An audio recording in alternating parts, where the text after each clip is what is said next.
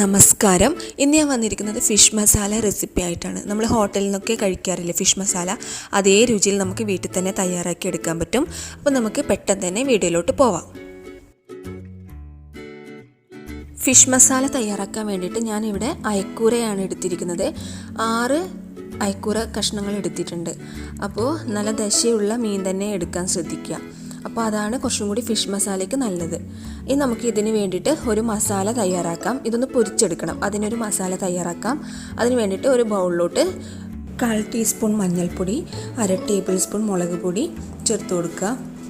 നമുക്കൊരു 1/4 ടീസ്പൂൺ മല്ലിപ്പൊടി ചേർത്ത് കൊടുക്കുന്നുണ്ട്. ഞാൻ മീൻ പൊരിക്കുമ്പോൾ ഞാൻ ചേർക്കാറുണ്ട്.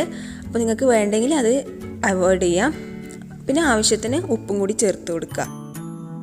ഇനി ഇതിലേക്ക് ഒരു ചെറിയ ചെറുനാരങ്ങ പിഴിഞ്ഞ നീരും കൂടി ചേർത്ത് കൊടുക്കുക. അപ്പോൾ വലിയ ചെറുനാരങ്ങയാണെങ്കിൽ അതിൻ്റെ പകുതി എടുത്താൽ മതി. ഇനി അതും കൂടി ചേർത്തിട്ട് കൈ വെച്ചിട്ട് നന്നായിട്ടൊന്ന് മിക്സ് ചെയ്യാം. മിക്സ് ചെയ്തതിന് ശേഷം ഒരു 2-3 ടേബിൾ സ്പൂൺ വെള്ളം കൂടി ചേർത്തിട്ട് നന്നായിട്ട് നമ്മുടെ മീനൊക്കെ പൊരിക്കാൻ വേണ്ടി മസാല തയ്യാറാക്കില്ലേ, അതുപോലെ തയ്യാറാക്കി എടുക്കാം. അപ്പോൾ വെള്ളം ആവശ്യത്തിന് മാത്രം ഒഴിച്ചാൽ മതി. കൂടുതൽ ലൂസാവാനും പാടില്ല, കൂടുതൽ കട്ടിയാവാനും പാടില്ല. ഈ ഒരു രീതിയിൽ നമുക്ക് കിട്ടിയാൽ മതി. അപ്പോൾ നന്നായിട്ട് മിക്സ് ചെയ്തെടുത്തിട്ടുണ്ട്. ഉപ്പെങ്ങാനും വേണമെങ്കിൽ ഈ സമയത്ത് കുറച്ച് ചേർത്ത് കൊടുക്കാം. ഉപ്പോ മുളകോ എന്തെങ്കിലും വേണമെങ്കിൽ ഈ സമയത്ത് ചേർത്ത് കൊടുക്കാം. ഇനി നമ്മൾ നേരത്തെ കഴുകി വൃത്തിയാക്കി വെച്ച നമ്മുടെ അയക്കൂറ ഉണ്ടല്ലോ, അത് ഇതിലോട്ട് ചേർത്ത് കൊടുക്കാം. അയക്കൂറ തന്നെ വേണമെന്നില്ല, നിങ്ങൾക്ക് ഇതുപോലെ ദശയുള്ള ഏത് മീൻ വേണമെങ്കിലും ഫിഷ് മസാല തയ്യാറാക്കി എടുക്കാൻ പറ്റും. പക്ഷേ എനിക്ക് തോന്നിയിട്ടുള്ളത് കുറച്ചും കൂടി ടേസ്റ്റ് അയക്കൂറയിലാണ്. അപ്പോൾ അതും കൂടി നന്നായിട്ട് ഇതുപോലെ നന്നായിട്ട് മസാല തേപ്പിച്ച് വയ്ക്കുക. മീനിൽ മസാല പുരട്ടിയിട്ടുണ്ട്. ഇനി ഒരു 15 മുതൽ 20 മിനിറ്റ് വരെ മസാല പിടിക്കാൻ വേണ്ടിയിട്ട് ഇതൊന്നും സൈഡിലോട്ട് മാറ്റി വയ്ക്കാം. മസാലയൊക്കെ പുരട്ടി വെച്ച മീനൊന്ന് നമുക്ക് പൊരിച്ചെടുക്കാം. പൊരിക്കാൻ വേണ്ടിയിട്ട് ഞാൻ ഒരു പാനിലോട്ട് കുറച്ച് എണ്ണ ഒഴിച്ചു കൊടുത്തിട്ടുണ്ട്. അധികം എണ്ണേൻ്റെ ആവശ്യമൊന്നുമില്ല. അപ്പോൾ എണ്ണ ചൂടായിട്ട് നമുക്ക് മീനൊന്ന് അതിലോട്ട് ഇട്ട് കൊടുക്കാം. ഈ മീൻ നന്നായിട്ട് പൊരിയേണ്ട ആവശ്യമൊന്നുമില്ല. നമ്മൾ ഫിഷ് മസാല റെഡിയാക്കുന്ന സമയത്ത് അത് പൊട്ടിപ്പോവാതിരിക്കാൻ വേണ്ടിയിട്ടാണ് നമ്മൾ ആദ്യം ഇതൊന്ന് ഫ്രൈ ചെയ്തെടുക്കുന്നത്. അപ്പോൾ അതിനാവശ്യമായിട്ട് ജസ്റ്റ് ഒന്ന് ഫ്രൈ ചെയ്ത് കിട്ടിയാൽ മതി. അപ്പോൾ മീൻ മുഴുവനായിട്ട് അധികം എണ്ണയും ആവശ്യമില്ല, കുറച്ച് എണ്ണയിൽ മാത്രം നമുക്കൊന്ന് ജസ്റ്റ് ഒന്ന് പൊരിച്ചെടുത്താൽ മതി. അപ്പോൾ ഏകദേശം ഒരു സൈഡ് ആയിട്ടുണ്ട്. ഇനി നമുക്ക് ഇതൊന്ന് തിരിച്ചിടാം. ഒരു 2-3 മിനിറ്റ് മാത്രം നമുക്ക് ഓരോ സൈഡും പൊരിച്ചെടുത്താൽ മതി. അല്ലാതെ നമ്മൾ നോർമലായിട്ട് മീൻ പൊരിക്കുന്നത് പോലെ നന്നായിട്ട് പൊരിച്ചെടുക്കേണ്ട ആവശ്യമൊന്നുമില്ല. നമ്മൾ മസാലയിലേക്ക് ഇടുന്ന സമയത്ത് പൊട്ടിപ്പോവാതിരിക്കാൻ വേണ്ടിയിട്ട് ചെയ്തെടുത്താൽ മതി ഇതുപോലെ. അപ്പോൾ 2 സൈഡും ഒന്നായിട്ടുണ്ട്. നമുക്കിതൊന്ന് പാത്രത്തിലോട്ട് മാറ്റാം. ഇനി നമുക്ക് മസാല തയ്യാറാക്കാം. ഞാൻ അതേ എണ്ണയിലോട്ട് തന്നെയാണ് സവാള ഇട്ട് കൊടുക്കുന്നത്.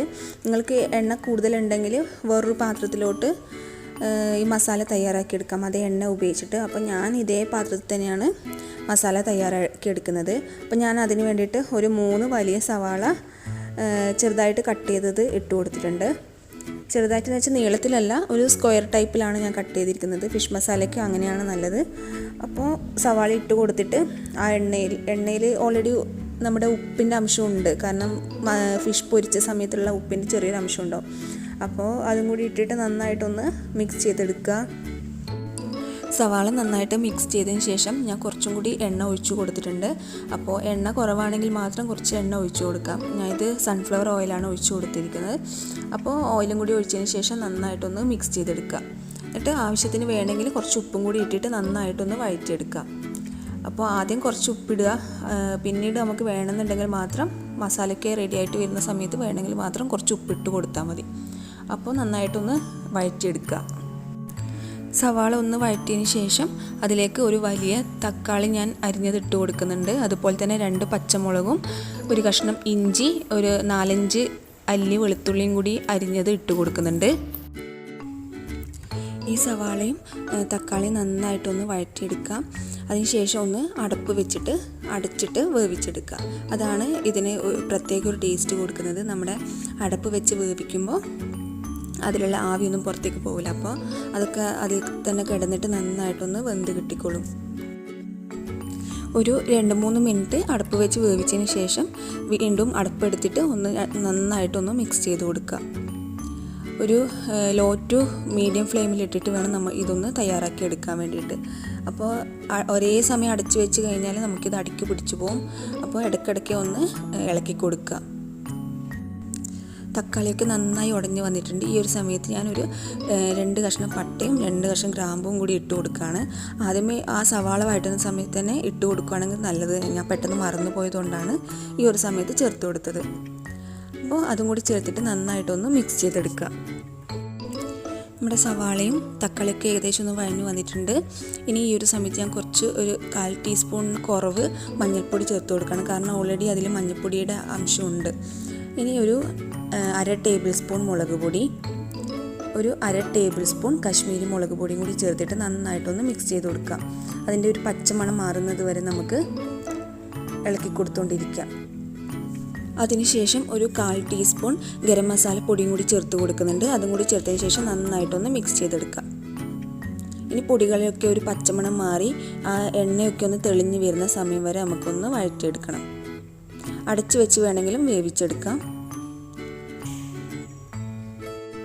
ഉപ്പ് വേണമെങ്കിൽ ഈ ഒരു സമയത്ത് വേണമെങ്കിൽ ചേർത്ത് കൊടുക്കാം. നമ്മൾ ഫിഷൊക്കെ ചേർത്തതിന് ശേഷം ഉപ്പ് ചേർത്ത് കൊടുക്കുകയാണെങ്കിൽ നമുക്ക് ഫിഷ് പെട്ടെന്ന് പൊട്ടിപ്പോകും ഇളക്കുന്ന സമയത്ത്. അതുകൊണ്ട് ഈ ഒരു സമയത്ത് തന്നെ ഉപ്പെങ്ങനെ വേണമെങ്കിൽ ചേർത്ത് കൊടുക്കാവുന്നതാണ്. അപ്പോൾ അതും കൂടി ചേർത്തതിന് ശേഷം നന്നായിട്ടൊന്ന് വഴറ്റിയെടുക്കണം. വെള്ളത്തിൻ്റെ അംശം കൂടുതൽ വേണമെന്നുണ്ടെങ്കിൽ ഈ ഒരു സമയത്ത് കുറച്ച് ചൂടുവെള്ളം ഒഴിച്ചു കൊടുക്കാം. അപ്പോൾ ഗ്രേവി വേണമെന്നുണ്ടെങ്കിൽ നമുക്ക് ഇങ്ങനെ ഈ ഒരു സമയത്ത് കുറച്ച് ചൂടുവെള്ളം ചേർത്ത് കൊടുക്കാം. പച്ചവെള്ളം ഒഴിക്കരുത്, ചൂടുവെള്ളം തന്നെ ഒഴിക്കാൻ ശ്രദ്ധിക്കുക. അപ്പോൾ അതും കൂടി ചേർത്തതിന് ശേഷം നന്നായിട്ടൊന്ന് യോജിപ്പിച്ചെടുക്കുക. നമ്മുടെ മസാല ഏകദേശം റെഡി ആയിട്ടുണ്ട്. എണ്ണയൊക്കെ നന്നായി തെളിഞ്ഞ് വരുന്നുണ്ട്. ഈ ഒരു സമയത്ത് ഞാൻ കുറച്ച് ടൊമാറ്റോ സോസ് ഒഴിച്ചു കൊടുക്കുകയാണ്. നമ്മൾ ഹോട്ടലിൽ നിന്നൊക്കെ കഴിക്കുമ്പോൾ ടൊമാറ്റോ സോസ് അതിൽ ചേർക്കാറുണ്ട്. അതുകൊണ്ട് ഞാൻ ഒരു 3 ടീസ്പൂണിനടുത്ത് ടൊമാറ്റോ സോസ് ഒഴിക്കുന്നുണ്ട്. അപ്പോൾ നിങ്ങൾക്കിത് സോസിൻ്റെ ടേസ്റ്റ് ഇഷ്ടമില്ലെങ്കിൽ നിങ്ങൾക്കിത് ഒഴിവാക്കാം. അപ്പോൾ അതും കൂടി ചേർത്തിട്ട് നന്നായിട്ടൊന്ന് മിക്സ് ചെയ്ത് കൊടുക്കാം. കാരണം ഈ ഒരു സമയത്ത് ഒഴിച്ചാൽ മാത്രമേ നമുക്ക് നന്നായിട്ടൊന്ന് ഇളക്കി എടുക്കാൻ പറ്റൂ. മീനും കൂടി ഇടുകയാണെങ്കിൽ നമുക്ക് ഇതേപോലെ ഒന്ന് ഇളക്കി എടുക്കാൻ പറ്റില്ല. അപ്പോൾ നന്നായിട്ടൊന്ന് യോജിപ്പിച്ചെടുക്കാം. ഇനി ഇതിലേക്ക് നമ്മൾ നേരത്തെ പൊരിച്ച് വെച്ച മീൻ കൂടി ചേർത്ത് കൊടുക്കാം. ഇനി ഈ മസാല ഫിഷിൻ്റെ മുകളിലേക്ക് ഇതുപോലെ ഒന്ന് ആക്കി കൊടുക്കുക. ഒരു തവി വെച്ചിട്ട് ഇതുപോലെ ഒന്ന് ആക്കി കൊടുക്കുക. അല്ലാതെ നന്നായിട്ടൊന്നും ഇളക്കാൻ പാടില്ല. കാരണം നമുക്ക് മീൻ പൊട്ടിപ്പോവല്ലോ. അതുകൊണ്ട് മസാല മാത്രം ഒന്ന് മുകളിലോട്ട് മാറ്റി കൊടുക്കുക. എന്നിട്ട് അടച്ചു വെച്ച് കുറച്ച് സമയം വേവിച്ചെടുക്കുക. അപ്പോൾ മീൻ ഓൾറെഡി വെന്തതുകൊണ്ട് അധികം വേവിക്കേണ്ട ആവശ്യമൊന്നുമില്ല. അപ്പോൾ നമ്മുടെ ഫിഷ് മസാല റെഡി ആയിട്ടുണ്ട്. അതിൻ്റെ മുകളിലേക്ക് കുറച്ച് മല്ലിയിലയും കൂടി ഇട്ട് കൊടുക്കുക. അങ്ങനെ നമ്മളെ ഫിഷ് മസാല ഇവിടെ റെഡി ആയിട്ടുണ്ട്. എല്ലാവരും ഇതൊന്ന് ട്രൈ ചെയ്ത് നോക്കണം. നമ്മൾ ഹോട്ടലിൽ നിന്നൊക്കെ കഴിക്കുന്ന അതേ രുചിയോട് കൂടി നമുക്ക് ഫിഷ് മസാല വീട്ടിൽ തന്നെ തയ്യാറാക്കി എടുക്കാൻ പറ്റും. അപ്പോൾ വീഡിയോ ഇഷ്ടപ്പെട്ടിട്ടുണ്ടെങ്കിൽ ലൈക്ക് ചെയ്യാനും ഷെയർ ചെയ്യാനും കമൻറ്റ് ചെയ്യാനും മറക്കരുത്. ചാനൽ സബ്സ്ക്രൈബ് ചെയ്യാത്തവർ സബ്സ്ക്രൈബ് കൂടി ചെയ്യണേ. അപ്പോൾ അടുത്തൊരു വീഡിയോയിൽ കാണുന്നത് വരെ നന്ദി, നമസ്കാരം.